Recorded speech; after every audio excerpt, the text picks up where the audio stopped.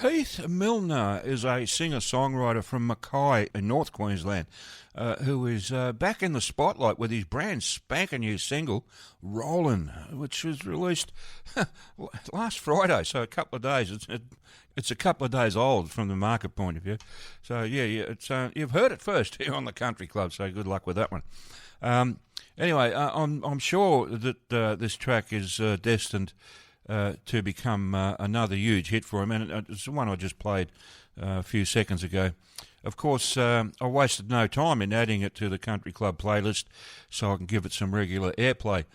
Coming into the industry at the age of 17, Heath made the bold decision to put himself out there and audition for The Voice Australia. During his audition, he was presented with an amazing opportunity by Boy George, who was so impressed with the young bloke that he provided him with an all-expenses-paid trip to Nashville and facilitated some great songwriting sessions with the likes of Rustin Kelly and Jeff Cohen. Legends, absolute legends. The roll-on effect of this was Heath being a 2018 Toyota Star Maker Grand Finalist. After stepping away from the industry for a few years, Heath's return has been met with open arms and helped cement his place in Australian country music. So now he's ready, willing and able to showcase exactly who he is as an artist. I previously spoke with Heath back in June of this year, and I'm delighted to have him once again standing by on the phone, waiting to have another chat with me. So let's bring him on air without any further delay. Hello, Heath. How are you, mate? How you going, mate? I'm good. I'm good. All the better for hearing your dulcet tones, my friend. Thank you. So how you going anyway? Yeah, mate, cruising along, just taking it a day at a time and just having a lot of fun doing it. That's the way to go. Look, welcome again to the Country Club. I really did enjoy the conversation we had on air back in June, and I was hoping that it wouldn't be too long before I could have another chat with you. So here we are. It's always a great pleasure to have you on the show. So welcome to the Country Club. Thank you very much for having me on the show, mate. That's all right. We won't charge any membership fees, so we're good. You're an honorary member of the Country Club. Now let's talk about this new single of yours, "Rollin'," which came out last Friday, as I said in the intro. Tell us the story behind it. Was it a co-write? Yeah, so this is a part of the going to Nashville thanks to Boy George. So this is a song written with Jeff Cohen and Boots Oderstedt. So Okay. Jeff Cohen's a renowned songwriter in the country music industry. Yes. He's got a lot of songs out there that people would have absolutely loved and listened to, but have no idea that he was the one that wrote it. That's right, yeah. So he's written songs for the likes of Big and Rich and done things for TV shows and a lot of huge songwrites. And then Boots Oderstedt was a Norwegian punk rocker originally, and then moved to Nashville and has been writing music there for a lot of years now, and has written platinum records for Robbie Williams and a whole heap of other artists. So Wow. we sat down in a room. They asked me, "Oh, what's your life like at the moment?" And just pretty much said I'm just cruising along with it, just taking each day as it comes. And just as a young country artist, I was only 18 at the time, and that's pretty much where it came from. I'm just rolling with what's getting thrown my way. And at the time, I had the whole world in front of me, getting the opportunity to go to Nashville and then being a Toyota Star Maker finalist and everything like that. So it was definitely a fitting song for the time. I get that. I didn't realise that the song was written so long ago. It's sort of been maturing, I guess, like a good wine, just sitting. Very much so. Yeah, but yeah, finally it's seen the light of day, and it's great. Absolutely terrific. That happens a lot, I notice, with some songwriters. They'll write a song and they'll put it on the shelf. They'll let it sit there for a while. And then at some point, they'll come back to it and, turn it into a huge hit, like Rollin', Well, that's it. It sat on the shelf for a while. We tried recording it a few times, and I was never really fully happy with it. And then got in the studio with the amazing Liam Kennedy Clark, which he's just a magician when it comes to producing, and we end up with a result that ended up being magnificent. Yeah, right, okay. So how long did you spend in Nashville? How long were you there? I was there for 10 days. Okay. All right. So it's like a couple of weeks. Yeah. Yeah, a couple of weeks. It was almost very last minute when we found out about 2 weeks before from Boy George's manager and his crew that so we've booked your flights to Nashville. We send you on a plane over in 2 weeks' time. I'm like, oh wow. Have I got time to pack? Yeah. Wow. Yeah. Okay. Yeah, that was a bit spur of the moment, wasn't it? So. Yeah. No, it was a very exciting time in my life, being a young artist and getting to do amazing things like that. You still are a young artist, mate. Let's face it. You know, yeah. I know you're not 17 anymore, but you know. Yeah, I'm still young, but old enough to know better now. A bit more experience under the belt never goes astray. Yeah. So, where are you at the moment? You up in Mackay at the moment? Yeah, based in Mackay, and just living life up here. Okay, what a great place to be. Definitely. Yeah, well, you know, anywhere in Queensland, anywhere near the coast, there is all right with me. Absolutely. Yeah, lucky boy.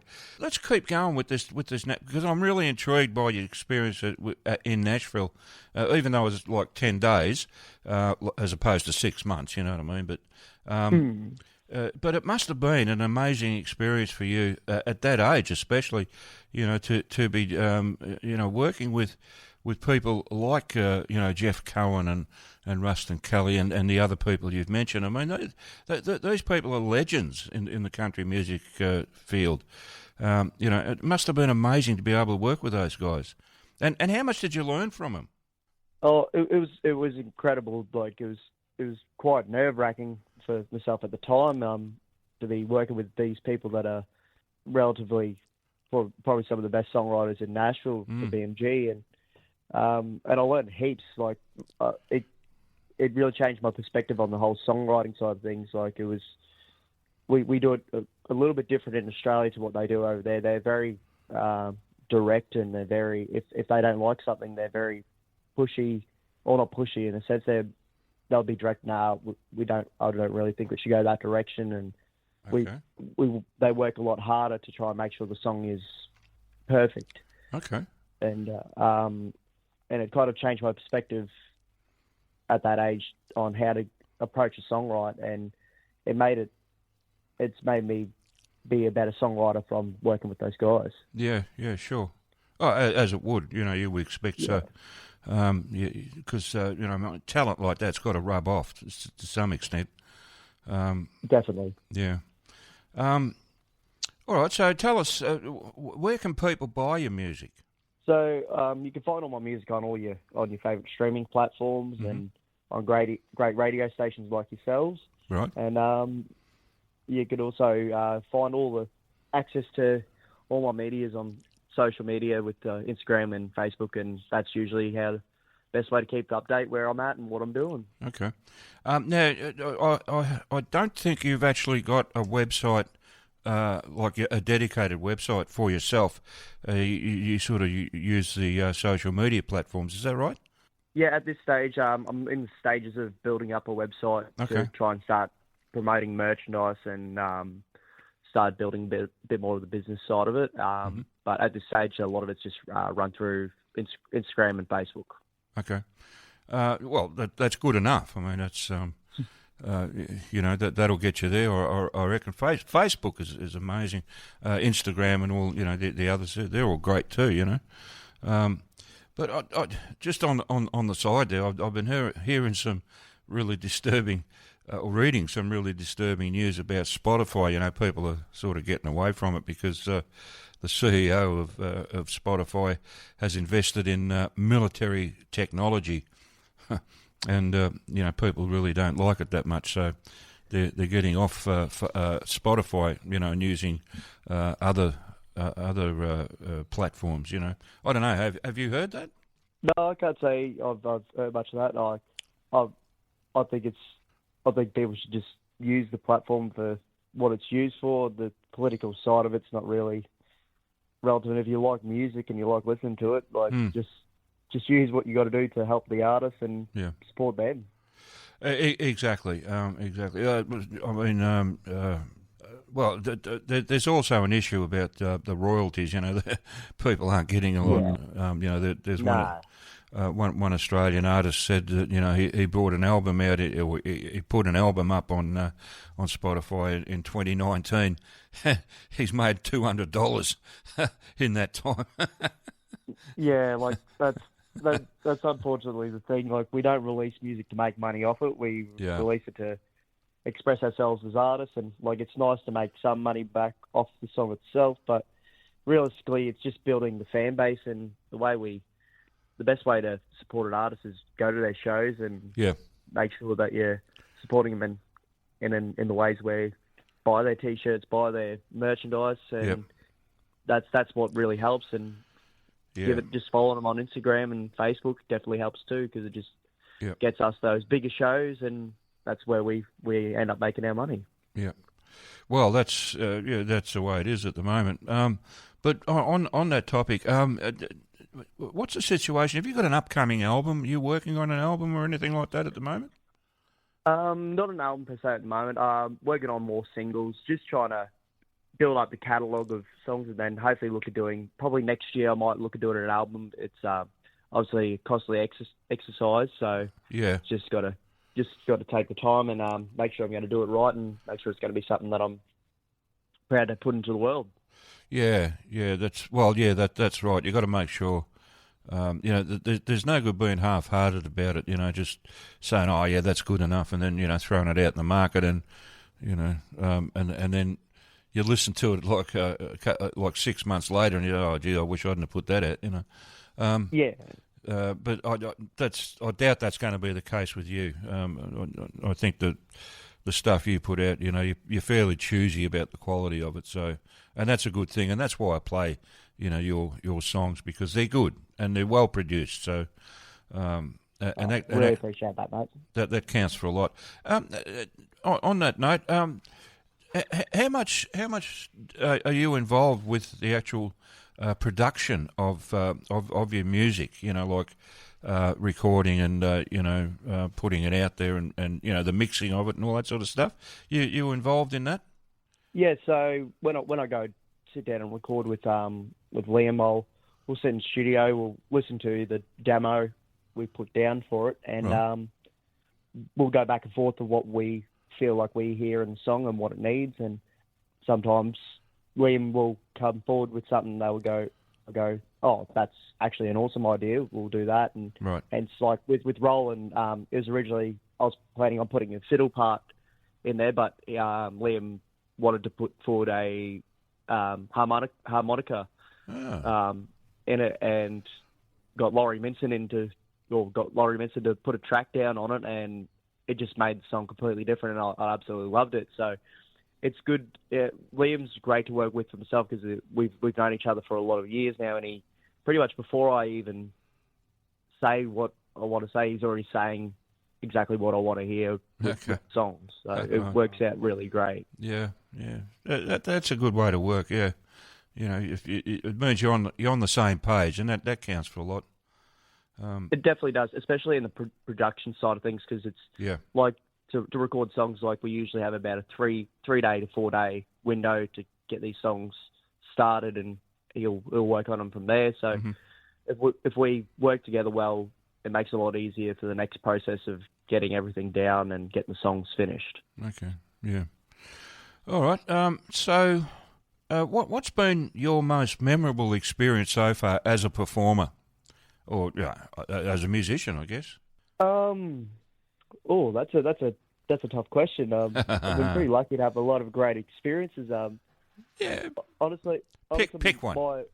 My proudest thing at the moment is being in the industry the way it is now. Like, just went and did Gympie Music Muster, and it was great to be surrounded by fellow musicians and artists, and especially with the way the industry is now, it's very supportive. So if you're an artist and you haven't got much going on that day, but your friends are doing something, everyone seems to be going to their shows, and we've got a very nice community within the country music industry, and that's kind of actually probably the most rewarding thing I've found in the recent years of being in the industry. Okay. Now, what actually drew you to the music industry? I mean, we all like to listen to music and stuff, but very few of us actually wake up one day and say, "Hey, I want to be a musician." So, play in front of an audience, that sort of stuff. How did that happen? It was quite funny. It come kind of naturally. I started at the age of about 14, 15 in Mackay here, playing at like jam sessions and stuff like that. And obviously all the musos I was around me were a fair bit older than what I was. So they kind of helped me out to get into it. And it wasn't really so much I woke up one morning and wanted to do it. It just kept rolling on, kept building, and then I think it was just that feeling as soon as I got on stage, I felt like a different person and I felt at home. And I think that's kind of what sunk in to what I want to do the rest of my life is be an entertainer, be a musician, and make people feel something with music. Okay, yeah, that works, I guess. Yeah. Now, who do you class as your main influences, like as a songwriter and as a musician in general and a performer? Who do you look to as your main influences in that regard?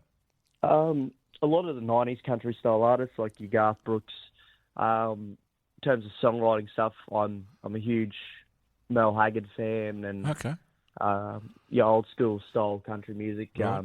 I find myself leaning more towards that kind of thing. And good. Probably big one at the moment in terms of the modern era is Zach Top and Cody Johnson.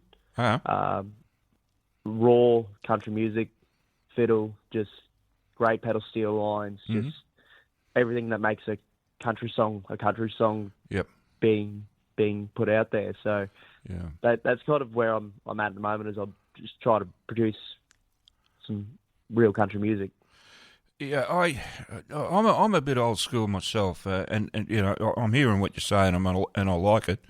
But there's a lot of songs I listen to nowadays, and I think, where's the mandolin? Where's the pedal steel? Where's the fiddle? All of those things are missing, and to my mind, that sound of those instruments really do stamp a song as country, don't you think?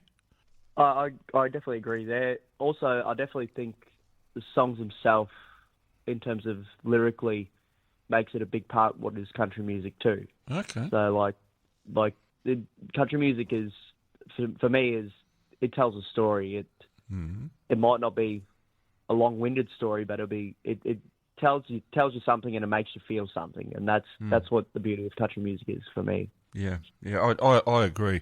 I've never been a songwriter, and I've got an amazing amount of admiration for people like yourself, who can take a story or something from your own experience or someone else's experience, just a story, and you turn it into a 3-minute song. And that's just amazing. I mean, if I'm going to tell a story, it's going to take me a week to tell it. You know what I mean? But people like yourself can just squeeze it into 3 minutes, and it really works. So I'm in awe of that ability. So take that as a compliment, I guess. Oh, thank you very much. It's a funny thing. Like, I think us artists take it for granted, but it's quite a cool talent to have. Yeah. To be able to put pen to paper and come out with something that no one's thought of and no one's done before. Like it's quite a cool thing. It is. It's a talent, and nurture it, because it's a rare talent to be able to do that and do it well. And in your case, that is the case. So nice stuff. Anyway, we've run out of time, unfortunately, Heath. But I really do hope that we can do this again sometime in the near future. And again, I thank you so much for taking the time to have this chat with me on your Sunday afternoon. I really do appreciate it. So thank you, and all the best to you. Thank you very much for having me on the show, mate. Cheers. Oh, you're more than welcome. More than welcome. Always welcome. Okay, so we'll talk to you again soon. Looking forward to it, mate. Thank you very much. Okay, thanks, Heath. Bye-bye.